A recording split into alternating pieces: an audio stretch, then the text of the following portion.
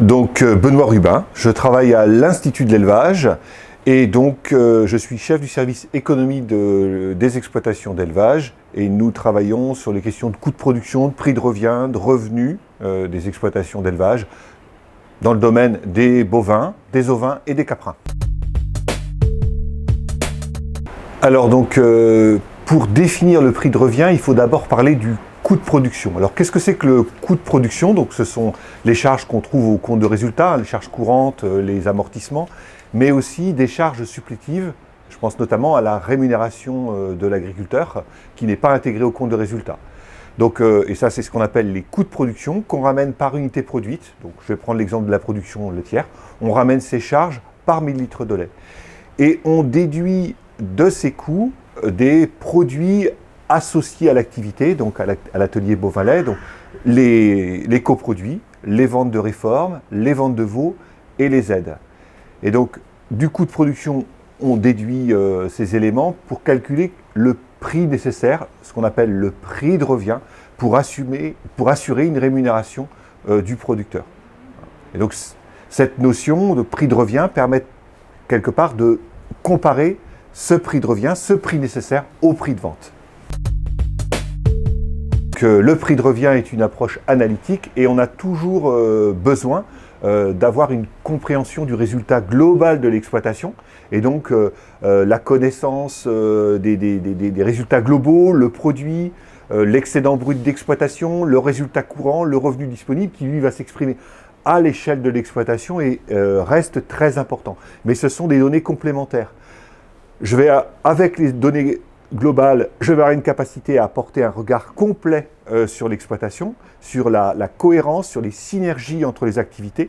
Et avec l'approche coût de production, qui est une approche analytique, je vais rentrer en profondeur pour un atelier donné. Alors c'est une vieille notion. On a recherché des documents et le document le plus ancien qu'on a trouvé, c'est un document des éleveurs d'un CETA du Morbihan. Au début des années 50. Donc il y a certainement eu des mises avant cette date, mais déjà dans les années 50, ça animait pas mal les groupes d'agriculteurs.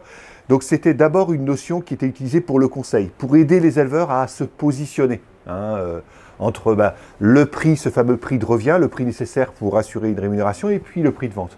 Donc d'abord pour le conseil, et puis au cours des années 2000, c'est devenu un indicateur pour pouvoir en fait négocier son prix de vente. Donc on a eu par exemple en production laitière la crise de 2009 qui a amené pas mal de questions sur en fait qu'est-ce qu'un coût de production, qu'est-ce qu'un prix de revient. Donc nous, Institut d'élevage, on a décrit la méthodologie et puis donc c'est ajouté à ça la loi Egalim, mais on pourra développer ça à l'instant. Alors il y a déjà beaucoup de vocabulaire, certains parlent de coût de revient, mais nous on a stabilisé le vocabulaire, donc quand on parle de prix de revient, c'est un prix nécessaire, mais il y a deux notions proches, le prix de fonctionnement et le prix d'équilibre. Donc le prix de fonctionnement, c'est quelque part une approche trésorerie, où on va remplacer les charges d'amortissement qu'on a au compte de résultat par le remboursement du capital. Donc c'est une notion de trésorerie, toujours à l'échelle de l'atelier de l'activité étudiée, soit les bovins lait, soit les bovins viande, soit les caprins, soit les ovins. Le prix d'équilibre, c'est une notion assez différente où on regarde l'ensemble de l'exploitation. Et c'est une notion qui est plutôt prisée par les banquiers où ça permet en fait d'exprimer une capacité de résistance de l'exploitation. On va regarder tout atelier confondu, par exemple du porc et une production laitière, quel est le prix nécessaire sur l'activité laitière pour avoir un équilibre général sur l'exploitation. À quoi il ne faut pas confondre. Donc, je reviens à la question de prix de fonctionnement et de prix d'équilibre. Donc, vraiment, je réinsisterai sur la question du prix d'équilibre, parce que pour moi, c'est absolument pas comparable. Le prix d'équilibre s'exprime à l'échelle de l'exploitation et donc quelque part on ne piège pas l'efficacité et les performances d'un atelier mais d'une exploitation globale et ça c'est important de le savoir parce que très souvent dans les exploitations d'élevage, les exploitations agricoles, on a plusieurs activités et au-delà des confusions ou des mises en parallèle de méthodes, il y a un autre élément important à dire, c'est que on a beaucoup de vocabulaire, de méthode sur le terrain. Je pense notamment, un certain nombre parlent de coût de revient en disant c'est presque le prix de revient, mais ce n'est pas tout à fait la même notion. Et donc, on a coutume de dire que ce qui est important, c'est de bien définir les méthodes, les clés qui sont utilisées pour répartir les charges, de manière à amener les acteurs à pouvoir utiliser un même vocabulaire pour une même méthode et réciproquement, quoi. Donc la confusion sur cette notion, elle tient beaucoup finalement à des choses qui seront presque équivalentes, mais avec un vocabulaire à peine stabilisé. Connaître son prix de revient, c'est déterminant. Par exemple, le prix de revient est paramétré sur une valeur à 2 SMIC. Donc, si le prix de revient correspond au prix de vente dans l'exploitation reprise, on peut considérer que le niveau de rémunération à 2 SMIC sera atteint. Si le prix de vente est inférieur au prix de revient, on aura un niveau de rémunération plus bas, voire une insuffisance de rémunération, voire une insuffisance de trésorerie et une dégradation de la trésorerie. Donc, dans une phase d'étude de projet, c'est effectivement très très intéressant de regarder quelles sont les composantes. La valeur de reprise, les investissements de mise à niveau qui vont devoir être réalisés, les choix de système, les pratiques, et quelque part d'additionner tout cela pour trouver, pour comprendre les liens entre choix techniques, choix d'investissement et cohérence économique et positionnement sur les marchés, quoi.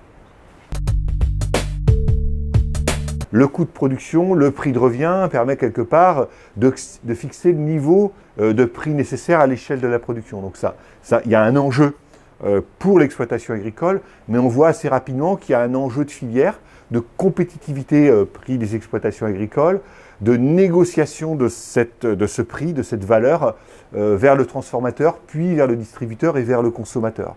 Donc il y a un enjeu à l'échelle de l'exploitation, mais aussi un enjeu à l'échelle des clients et fournisseurs de la filière. On voit bien que pour un client, c'est important d'avoir une connaissance du prix de revient d'une exploitation agricole, parce que ça permet de porter un regard sur la solidité, la compétitivité de la filière. Et pour un producteur, c'est important de connaître aussi les autres coûts de production, aux autres échelons pour pouvoir bien positionner son prix dans la chaîne de valeur. Elle est utile pour deux raisons. Il y a deux fonctions. Une fonction qui vise en fait à pouvoir comparer une exploitation par rapport à un groupe d'un même type, une exploitation d'un même type, pour pouvoir se situer dans le conseil, dans la formation. Ça, c'est la première fonction, c'est la fonction historique. Et il y a une fonction plus récente, c'est la fonction en fait de discussion, de négociation au sein de la filière, c'est-à-dire qu'entre producteurs et transformateurs notamment, où il s'agit en fait de se mettre d'accord sur un prix de revient utilisable dans les contrats, dans les formules prix des contrats. Et donc là, la loi Egalim 1, puis la loi Egalim 2, confortent cette idée d'utilisation d'indicateurs publics pour fixer un prix, pour fixer un prix de revient et un prix du lait. Alors il y a un lien à créer. Le lien n'est pas évident, mais il y a un lien à créer. C'est-à-dire qu'aujourd'hui, avec la méthode coût de production, prix de revient, on regarde l'activité agricole, l'activité de production, avec la production de services. Je pense notamment au stockage de carbone, à la biodiversité. Et donc, ces deux fonctions sont liées, on regarde l'activité avec ces deux fonctions. Donc, on retrouve ces charges dans les coûts de fait, et dans les produits, on a par exemple des aides-PAC, c'est vrai un petit peu aujourd'hui, mais ça sera encore plus vrai demain, ces aides-PAC qui finalement sont une rémunération du service. Donc, pour nous, on globalise ça. Alors, c'est pas anodin, parce que quelque part, ça renvoie à la question de qui doit payer, rémunérer ce service. Est-ce que finalement, c'est un service rendu qui doit venir... est-ce qu'il doit être rémunéré? Est-ce que l'éleveur peut finalement dégager une marge sur ce service apporté? On a notamment cette question. Qui doit le financer? Qui doit le payer? Est-ce que c'est la collectivité? Est-ce que c'est la collectivité et donc le contribuable? Ou est-ce que c'est le consommateur?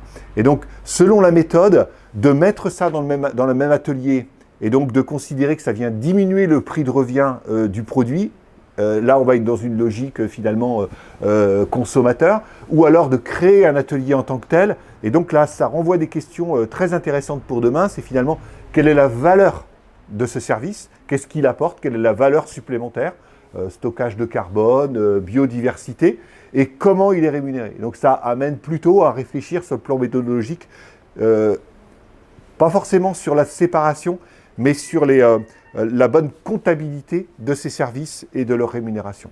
Ouais. En gestion, je pense que ça doit être appréhendé et approché. On a notamment, on a des exemples très concrets autour de ça, c'est notamment autour de l'éco-pâturage.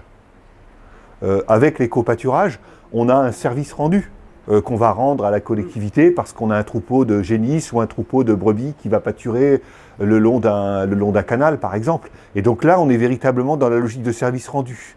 Hein, et il y a une fonction, il y a un travail, il y a du temps de travail, il y a un service, il y a un entretien qui est apporté. C'est-à-dire que, effectivement, c'est assez conceptuel, mais dans une gestion et dans le pilotage d'une exploitation, on est obligé de poser ce sujet et cette question. C'est-à-dire que, notamment dans la négociation des contrats, pour suivre quelques éleveurs éco-pâtureurs, là, la question de la valeur du service rendu, elle est très très concrète.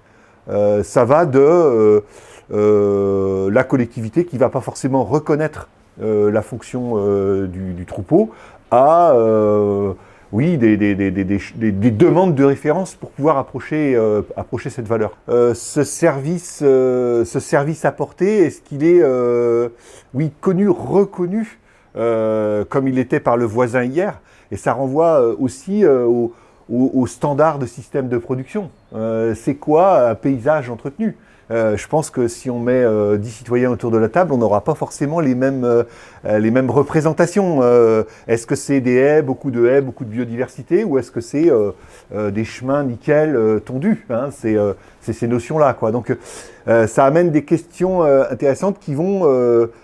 c'est quoi le service apporté, c'est quoi sa valeur, quoi. Mais il y a aussi ça amène aussi le débat sur finalement... qu'est-ce qu'on attend de ce milieu dans lequel vit l'agriculteur et travaille l'agriculteur, quoi.